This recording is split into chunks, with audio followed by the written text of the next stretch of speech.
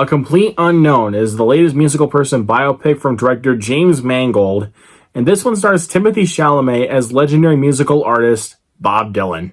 This movie takes place in early 1960s New York. Against the backdrop of a vibrant music scene and tumultuous cultural upheaval, an enigmatic 19-year-old from Minnesota arrives in the West Village with his guitar and revolutionary talent, destined to change the course of American music. Now to start this off, I'm not like the biggest fan of Bob Dylan. I like some of his music, I've listened to some of his music, but I'm not like a diehard fan to where it's like I listen to him like on repeat every single day. But when I heard that there was a biopic about him coming out and it was starring Timothee Chalamet, I was like, okay. And started by James Mangold, cool, I'm in.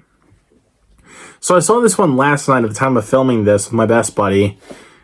And I gotta say, walking out of this one, I very much enjoyed it. I really enjoyed it. Not as much as I wanted to, but to be completely honest, I am a sucker for music person biopics. Like, there's a lot of the ones out there as of recently that I've really enjoyed. And I think this one's another one to add to the layer. But I think, honestly, this is nowhere near as good as James Mangold's previous effort in music biopics, as is Walk the Line. I mean, it's not as good as Walk the Line is what I'm trying to say. Like, because Walk the Line is phenomenal. That's when we had Joaquin Phoenix playing Johnny Cash and Reese Witherspoon playing June Carter. In this one, you have Boyd Holbrook playing as Johnny Cash, and he's really good in this one, too. Not nearly as good as Joaquin, in my opinion, but he's still really good in this. While we're at it, let's get to the performances. The one that you really came for is Timothee Chalamet as Bob Dylan. This man, I love this guy. I love Timothee Chalamet. I loved him in Wonka. I pretty much love Timothee Chalamet in anything he touches. Like, it seems like whenever he's on screen, he always knows how to strike for the gold. And he continues to prove it with this one, with his performance as Bob Dylan. He's so, like, charming and charismatic, and he can sing too. It's his singing voice with him doing all these songs from Bob Dylan, and he was so freaking good in this movie.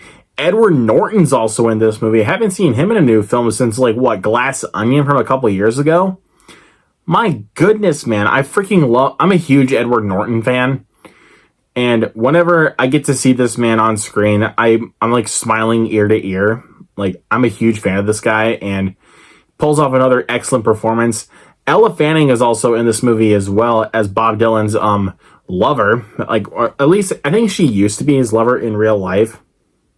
The character that she's playing. I could be wrong, but I mean, that's how the film is portraying it. But don't correct me in the comments.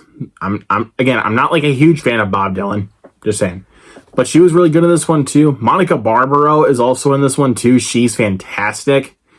And her singing voice is also fantastic in this one, too. Some great music, of course, because, you know, it's Bob Dylan. And there was some really good music that kind of had me, you know, tapping my feet. Like, there's some really great songs in here. Like I said, also the cinematography, the shot composition, the sound, the editing. All of those across the board I thought were fantastic. Now, is this a perfect biopic? No. Let me get this clear.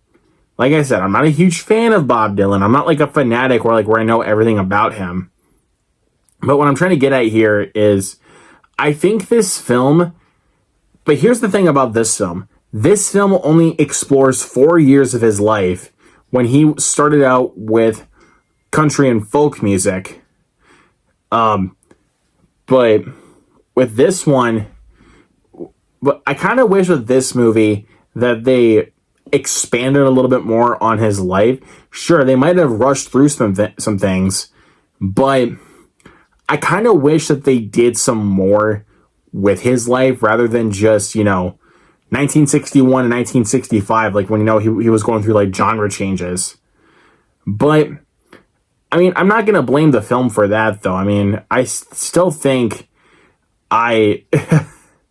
man, it's still really good, though, like with what they were going for. Also, the film runs in at 2 hours and 20 minutes. This film feels pretty lengthy in certain points. There were times where I was starting to feel the film's runtime, but I don't know. Again, that might just be me coming with my experience of this film. I mean, like I said, I really enjoyed this movie, but it's not without its issues. This is not my favorite James Mangold film by any stretch of the imagination, nor it is my favorite biopic, music person biopic, that is. It's still a very good film with incredible performances, great cinematography, great music, great shot composition. This is a very good film. For Bob Dylan fanatics, this is a must-see. If you're not a huge Bob Dylan fan, give it a chance. I'm going to give A Complete Unknown a B+. Like I said, I very much so enjoyed this movie, just not like my favorite biopic. There are other ones that I would prefer to watch, you know, something like Bohemian Rhapsody or Rocket Man. Stuff like that I would prefer to watch, or Walk the Line for that matter. Those are morely my kinds of movies. I mean, look, I'm a sucker for biopics, like music person biopics. I'm a sucker for those. But like, my favorites are like, you know, Bohemian Rhapsody, Rocket Man, and Walk the Line, like I said before. But this one, I could see myself throwing on every now and then. I really enjoyed this movie.